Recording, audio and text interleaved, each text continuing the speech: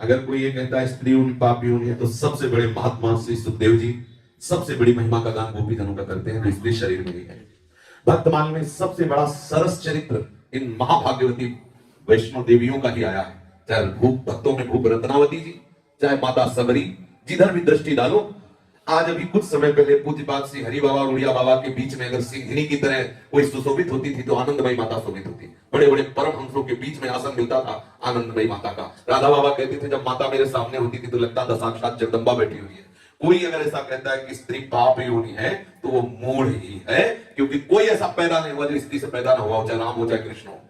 कहीं ना कहीं उन्होंने माता का आश्रय लिया, भले वो प्रकट हुए अपनी दिव्यता से, लेकिन माता कौशल्या का और माता देवकी का, माता यशोदा की स्तनों का पान किया उस सच्चिदानंद परम तत्व ने। अगर कोई ऐसा चाहे जितना बड़ा वीतराग हो, अगर वो स्त्री से ऐसे घृणास्पद के पाप योनि है तो उसकी निश्चित दुर्गति होगी, भगवत तत्व का बोध प्राप्त नहीं कर सकता, क्योंकि स्त्री रूप में साक्षात जगत पिता ही है, दूसरा कोई है नहीं। अगर भक्ति के क्षेत्र में देख लो तो स्त्रियां कहीं किसी कदम में पीछे नहीं है।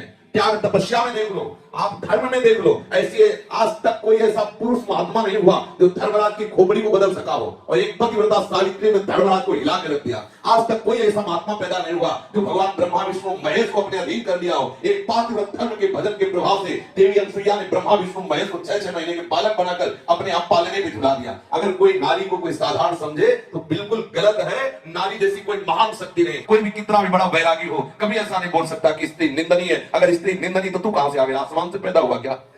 पूज्यपाद श्री उड़िया बाबा के कुछ शास्त्रीय सिद्धांत है जिसमें अपनी साधना को परिपक्व करने के लिए, परस्पर राग मिटाने के लिए, दूरी बनाने की बात कही गई, ना कि निंदा की।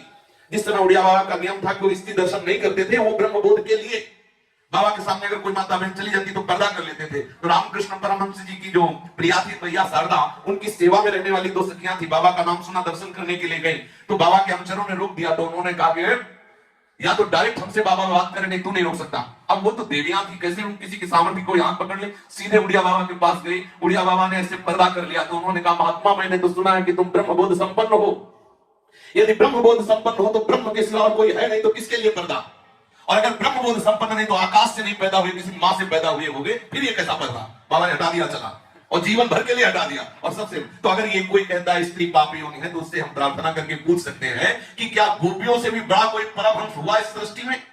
गोपियों की चरण धूलि कौन नहीं वंदना की, चाहे उद्धव हो, चाहे सनकादि हो, चाहे नारदादि हो, बड़े बड़े महात्माओं ने गोपियों की चरण धूलि की वंदना की। अगर प्रगट लीला में देखो तो ब्रजवासी गोपियां साक्षात स्त्री शरीर में ही थी, कोई ऐसा महात्मा ना हुआ। भीष्म जी अंतिम समय में गोपियों का स्मरण कर, भीष्म जैसे परम ब्रह्मचारी, सुखदेव जी जैसे परम ब्रह्मचारी महात्माओं ने गोपियों की चरण धूलि वंदना की।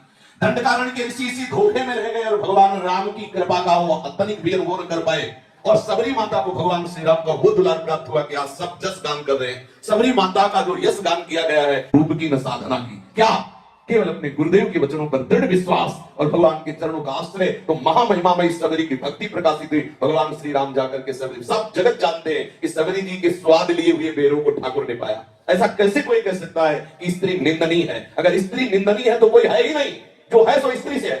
बोलो, जो है सो स्त्री से है। अगर नारायण वैकुंठ में है तो लक्ष्मी जी चरण चाप रही है। अगर वृंदावन में बिहारी जो है तो बिहारी जी के नेत्रों में बसे हुए हैं। अगर अयोध्या में राम जी है तो सीता जी की मुस्कान से हैं। द्वारिका में अगर द्वारिकाधीश है तो रुक्मिणी जी के कृपा कटाक्ष से है।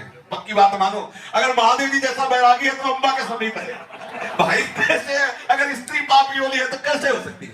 कोई भी, चाहे जितने लौकिक पद में हो चाहे पारलौकिक पद में हो, सबकी जननी पद में ये स्वरूप है। वही भ्रष्ट है, वही नष्ट है जिसने इनका अपमान किया।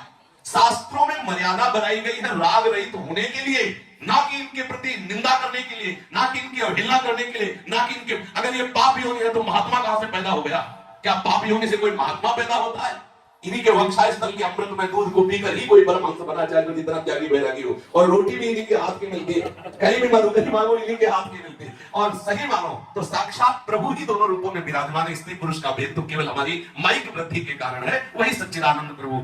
अगर हम कहीं ऐसी भावना करते हैं कि स्त्री से दूरी बना के रखना चाहिए तो राग त्याग की, स्त्री साधक को पुरुष शरीर से, पुरुष साधक को स्त्री शरीर से, केवल राग त्याग की वार्ता है। अगर निंदनीय भाव में तो आज तक कहीं ऐसा नहीं पाया गया। और जिसने निंदा की हमने जीवन में देखा है उसको वही घुटने टेकने पड़े, वही माया रौंद के चला देती है। और सबसे बड़ी बात है कि हमारे प्रभु भी चाहे जितनी महिमा हो, लेकिन इनके आगे उनकी भी महिमा नहीं कहीं भी आप देखेंगे। इसलिए हमने आपको ऊपर से झकाया है, इसलिए कोई ऐसी अंगुली उठाए तो उसकी बात नहीं समझनी।